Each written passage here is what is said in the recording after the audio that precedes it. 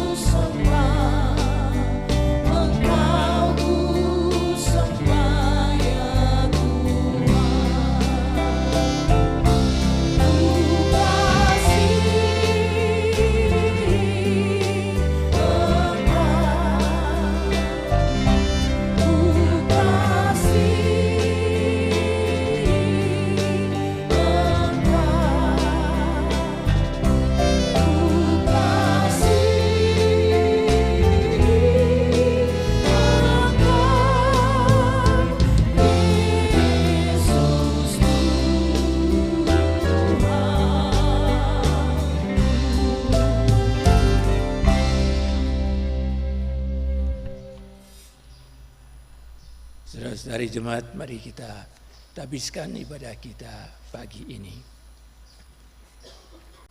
Dalam nama Allah, Bapa, Anak, dan Roh Kudus. Damai sejahtera Allah menyertai jemaat. Mari kita sampaikan mazmur pujian kepada Tuhan. Bersorak-soraklah bagi Tuhan, hai seluruh bumi. Beribadahlah kepada Tuhan dengan sukacita.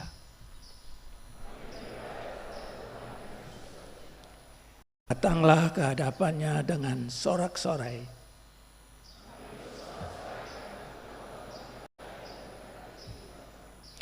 Ketahuilah bahwa Tuhanlah Allah, Ialah yang menjadikan kita dan punya Dialah kita, umatnya dan kawanan domba gembalaannya.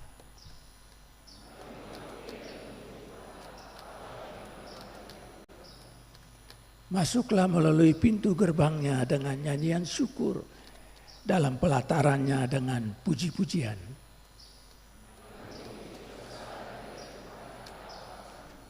Bersyukurlah kepadanya dan pujilah namanya. Sebab Tuhan itu baik, kasih setianya untuk selama-lamanya, dan kesetiaannya tetap turun-temurun.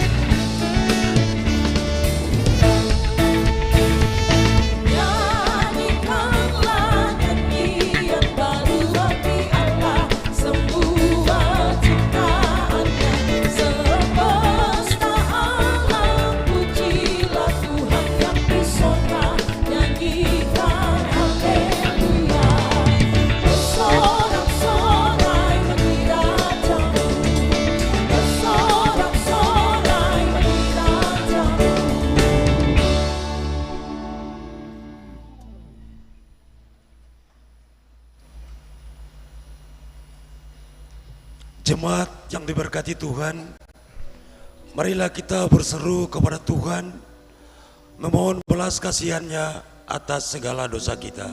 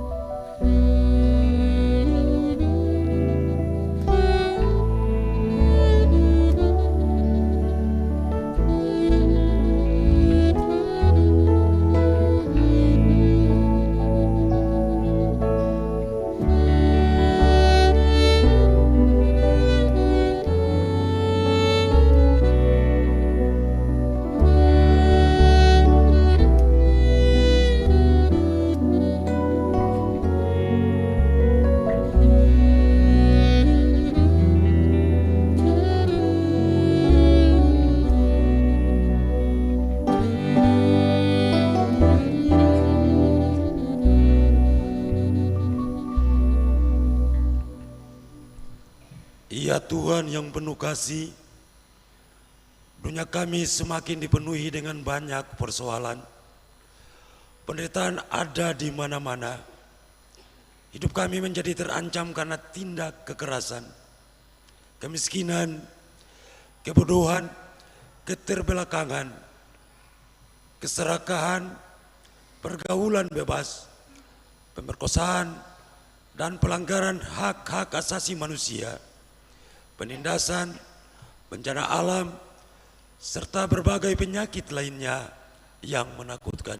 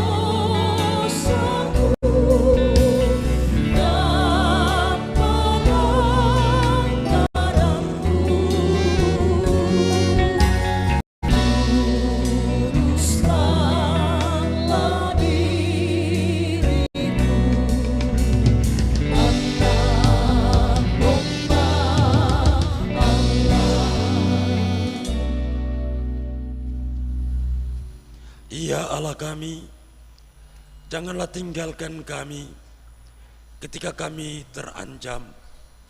Tolonglah kami ya Allah, penyelamat kami, demi kemuliaan nama-Mu.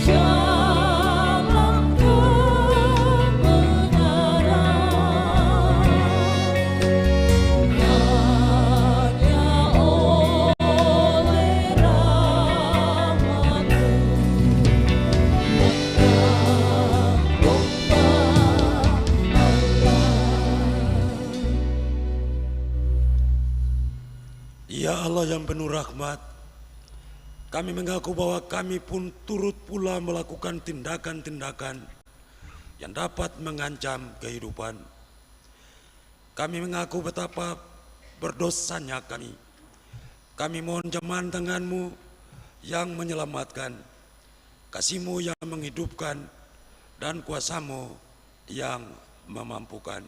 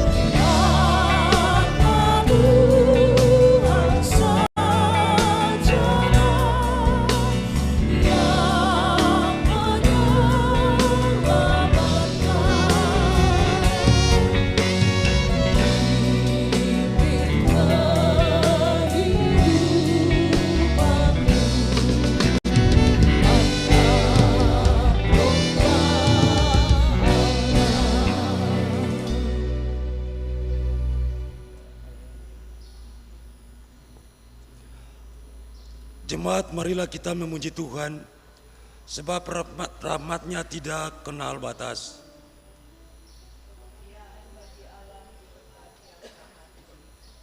Dan damai.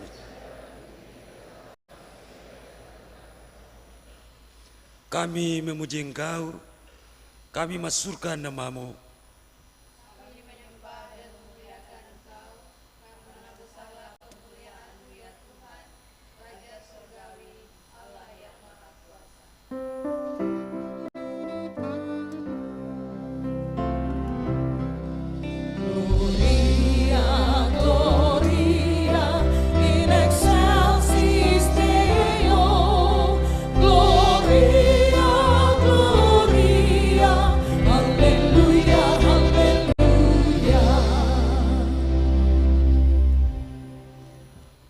Ya Yesus, anak tunggal Allah, ya Kristus, anak domba Allah, yang memikul dosa-dosa kami, kasihanilah kami. Yang menebus dosa-dosa kami, terimalah doa kami. Yang duduk di sebelah kanan Allah, kasihanilah kami.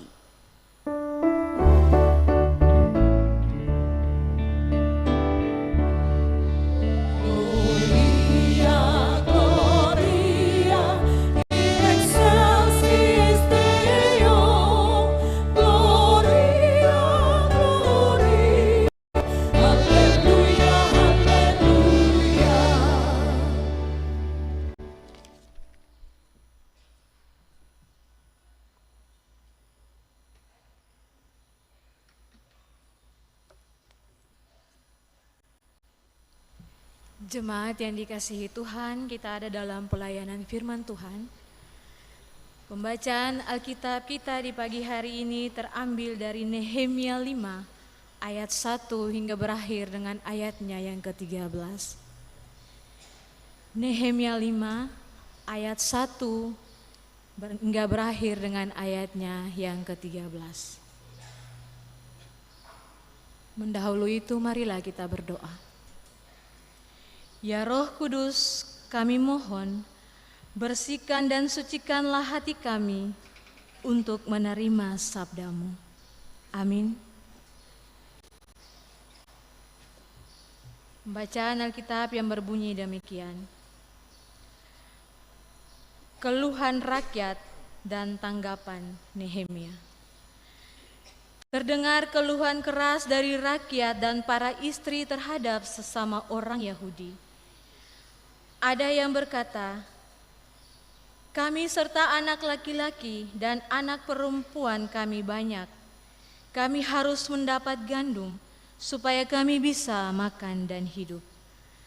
Ada pula yang berkata, ladang, kebun anggur, dan rumah yang kami gadaikan untuk mendapat gandum pada masa kelaparan. Juga ada yang mengatakan, kami harus meminjam uang untuk membayar pajak yang dikenakan raja atas ladang dan kebun anggur kami.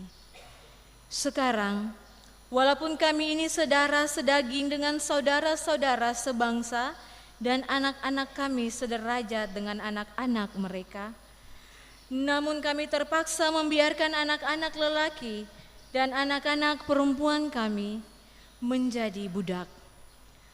Bahkan beberapa anak perempuan kami harus kami biarkan dimiliki orang.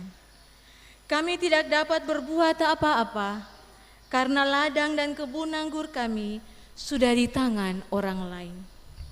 Mendengar keluhan mereka dan berita-berita itu, aku menjadi sangat marah. Setelah mempertimbangkannya baik-baik, aku menggugat para pemuka dan para penguasa.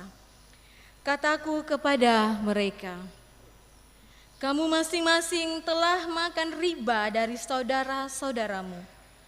Lalu kuadakan sidang jemaat yang besar terhadap mereka. Kataku kepada mereka, kami selalu berusaha sedapat-dapatnya untuk menebus semua orang Yahudi yang dijual kepada bangsa-bangsa lain. Tetapi kamu justru menjual saudara-saudaramu supaya mereka dijual lagi kepada kami. Maka berdiam diri karena tidak dapat membantah. Aku berkata lagi, tidak patut apa yang kamu lakukan itu. Bukankah kamu harus hidup dalam takut akan Allah kita, supaya terhindar dari cercaan bangsa-bangsa lain, musuh-musuh kita? Juga aku, saudara-saudaraku dan anak buahku telah meminjamkan uang dan gandum kepada mereka. Biarlah kita hapuskan utang mereka itu. Kembalikanlah hari ini juga kepada mereka ladang, kebun anggur, kebun zaitun, dan rumah mereka. Jangan hapuslah utang mereka, yakni uang serta gandum, anggur, dan minyak yang kamu pinjamkan kepada mereka. Jawab mereka, kami akan mengembalikannya dan tidak akan menuntut apa-apa dari mereka. Kami akan lakukan seperti yang engkau perintahkan. Lalu aku memanggil para imam dan menyuruh orang-orang itu bersumpah untuk menepati janji mereka. Aku juga mengebaskan lipatan bajuku sambil berkata, begitulah setiap orang yang tidak menepati janji ini akan dikebas Allah dari rumahnya dan hasil jerih payahnya. Demikianlah ia dikebas dan menjadi melarat. Seluruh jemaah berkata, amin, lalu memuji-muji Tuhan. Rakyat pun menepati janjinya itu. Demikianlah firman Tuhan.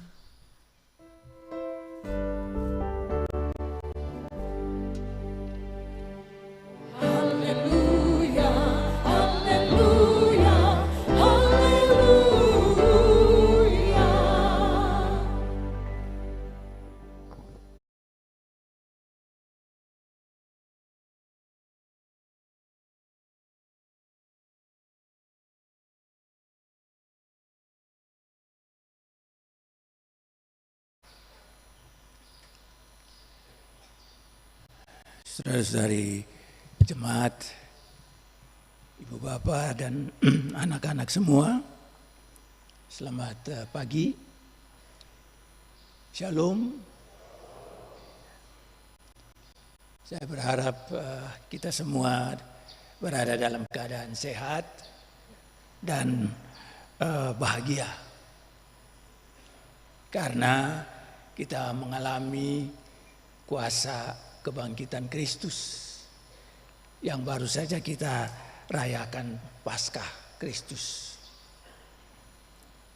Ya saudara-saudara sekalian, kita yakin bahwa kebangkitan Kristus telah membuat kita mampu menghadapi tantangan-tantangan hidup ini dan mampu pula untuk mengelola, menata hidup kita dengan tantangan-tantangan dan harapannya. Ya, kita tahu lagu yang biasa kita nyanyikan yang memberi kekuatan kepada kita. Lagu sebab dia hidup, ada hari esok. Sebab dia hidup, aku tidak gentar. Lagu yang bagus yang mencerminkan keyakinan akan Tuhan yang bangkit dan berkuasa dan mengasihi kita melampaui segala-galanya. Ada banyak pengalaman-pengalaman kita yang pahit di dalam hidup kita, tapi kita tahu bahwa Tuhan tidak berhenti bekerja. Tuhan tidak diam diri. Tuhan memaknakan, memberi arti bagi seluruh pengalaman yang kita alami di dalam hidup kita. Apalagi sekarang ini saudara-saudara sekalian, saya tahu bahwa kita semua mengalami tantangan-tantangan yang tidak kecil. Oleh karena barang-barang makin mahal. Ini akibat yang terjadi dalam hidup kita oleh karena perang di Timur Tengah. Selat Hormuz ditutup, dibuka sedikit, ditutup lagi, ya, dan itu mengakibatkan minyak menjadi sulit didapat, dan akibatnya adalah macam-macam yang terjadi di dalam hidup kita, termasuk harga-harga yang meningkat itu. Bagi saudara-saudara yang punya pendapatan cukup, ya, tantangan itu terasa berat. Apalagi bagi kita yang pendapatannya tidak selalu cukup. Hidup memang tidak mudah sekarang ini, saudara-saudara sekalian. Oleh karena itu kita